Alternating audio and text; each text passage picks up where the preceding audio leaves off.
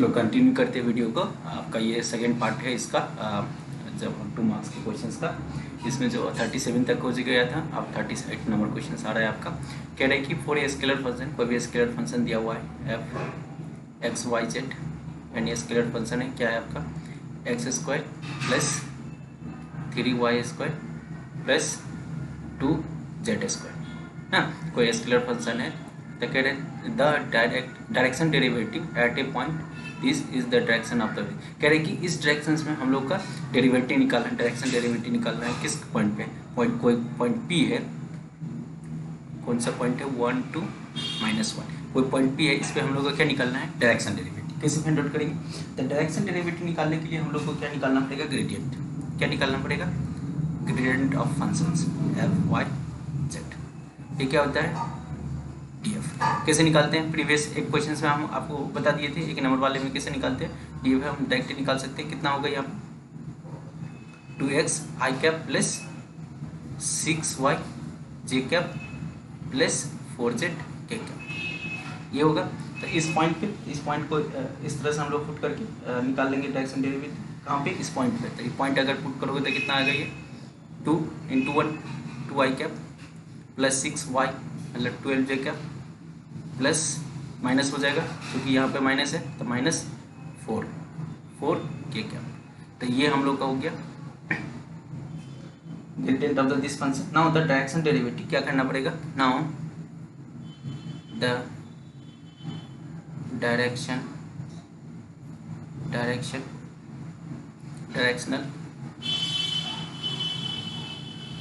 Derivative of function x y z in the directions of a ना, कोई vector क्या है, मान लो ये कोई वेक्टर क्या है a, यानी वेक्टर a, इस डायरेक्शन से निकालना है। क्या होगा, ये होता है आपका इज इक्वल टू होता है dot function dot A dot B, दोनों का डॉट प्रोडक्ट, ये इक्वल टू हो जाएगा क्या डेल्टा एफ डॉट ए का वेक्टर बाई ए का मैग्नीट्यूड। कितना हो जाएगा, ये डेल्टा एफ कितना आया 2i cap plus 12j cap minus 4k cap. यहाँ पे आ जाएगा ए वेक्टर कितना है डॉट, ये कितना हो जाएगा, ए वेक्टर कितना है i minus j plus 2k, इसका मैग्नीट्यूड कितना हो जाएगा 1 + 1 + 4। तो इस तरह से हम लोग कर सकते हैं। इसी को यहाँ पे लिख देते हैं, कितना आ जाएगा, डॉट प्रोडक्ट निकालो, कितना आ जाएगा 2 -12 ना, और ये हो जाएगा -4 बाई ये नीचे कितना आ जाएगा 4 6 √6। या अगर इसका कैलकुलेशन करोगे कितना आएगा, ये 2 10 में से 10 ना, ये हो गया क्या 10 में से ये कितना जाएगा 6 -6/√6 है ना, -6/√6, ठीक है, -6 क्या होगा √6। तो इसको अगर कैलकुलेशन करोगे ये आ जाएगा क्या -3/√6। आपका करेक्ट आंसर कौन सा आएगा, करेक्ट आंसर कौन सा होगा,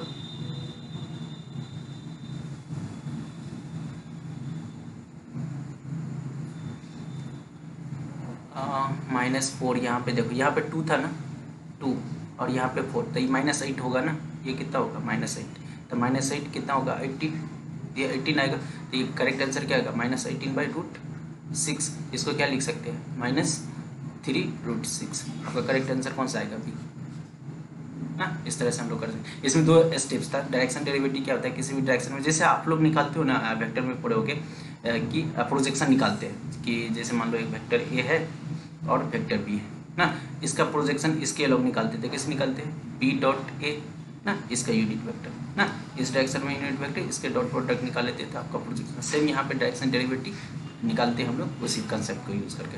खाली इसमें क्या है डिफरेंस कि हम लोग इसमें ग्रेडियंट पहले निकालते हैं, ठीक है। इस तरह से हो गया। फिर से अगर ये कॉम्प्लेक्स नंबर का क्वेश्चन है, हम ऐसे करते हैं कि कॉम्प्लेक्स नंबर के क्वेश्चन को थोड़ा स्किप कर जाते हैं ना, इसके जरूरी नहीं है क्योंकि हम लोग का सिलेबस में नहीं है। बट इसका करेक्ट आंसर होगा आपका सी नंबर।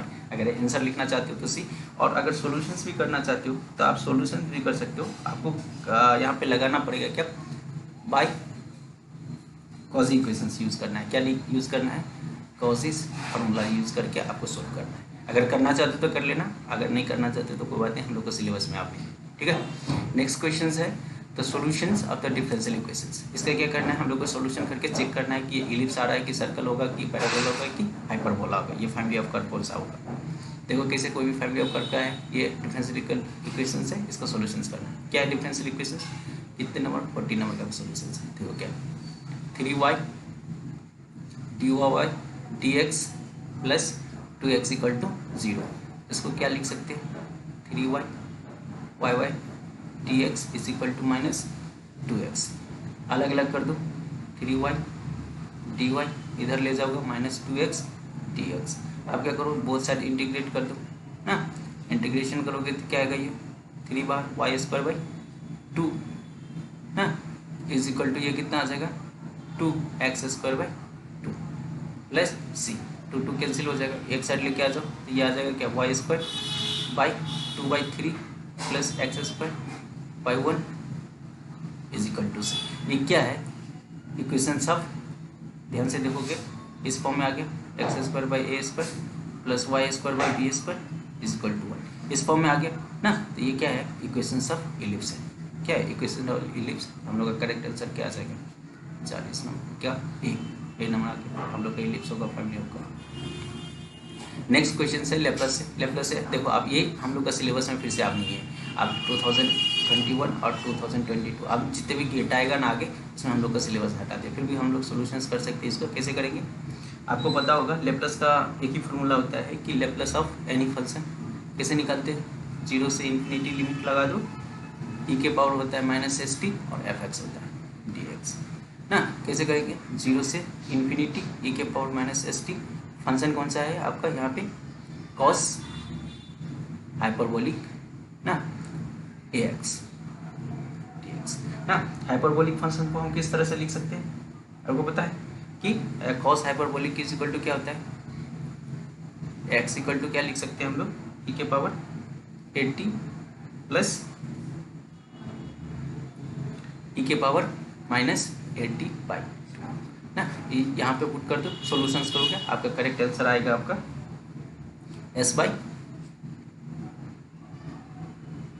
एक्स स्क्वायर माइनस ए स्क्वायर। इस तरह से आप लोग कर सकते हो, या डायरेक्ट फार्मूला भी अगर याद हो हाइपरबोलिक फंक्शन का तो कॉस एक्स ए एक्स का डायरेक्ट फार्मूला होता है S by x square minus, अगर साइन रहता है इसकी जगह पे, साइन हाइपरबोलिक रहता था कैसे लिखते हैं हम लोग, साइन का होता है a by x square minus A square. अगर कॉस रहता है सिर्फ कॉस ए एक्स रहता तो क्या लिखते हैं हाइपरबोलिक में ना, इसका हाइपरबोलिक फंक्शन निकालना होता है, इसका होता है S by S square plus a square. अगर ये साइन रहता ए एक्स तो क्या होता, हम लोग लिखते हैं a by x square plus a square. इस तरह से फार्मूला भी आप निकाल भी सकते हो, नहीं तो आप डायरेक्ट यूज़ करके ये बेसिक फार्मूला यूज़ करके निकाल सकते हैं। इसका करेक्ट आंसर कौन सा होगा, S by S square minus A square. Next question से आपका कह रहे हैं in the solution of the following set of the linear equations by the Gauss's elimination using the partial providing of this one the pivot of the elimination X and Y. X and इसको eliminate करके हम लोग का X and Y की value निकालना है, कौन से गॉसेस एलिमिनेशन मेथड लगा के। कैसे करेंगे, देखो आपका इक्वेशंस क्या है, 5x plus Y plus 2z is equal to how much 34।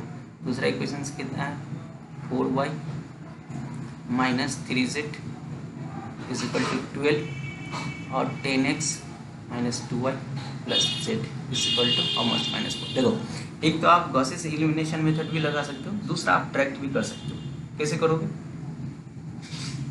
कि आप यहाँ से z को एलिमिनेट करो, यहाँ से निकाल सकते हो z इक्वल टू ना, जैसे आप z एलिमिनेट करोगे यहाँ से तो z की वैल्यू यहाँ से डालोगे तो z इक्वल टू कितना आ जाएगा, -4 माइनस 10x प्लस 2y।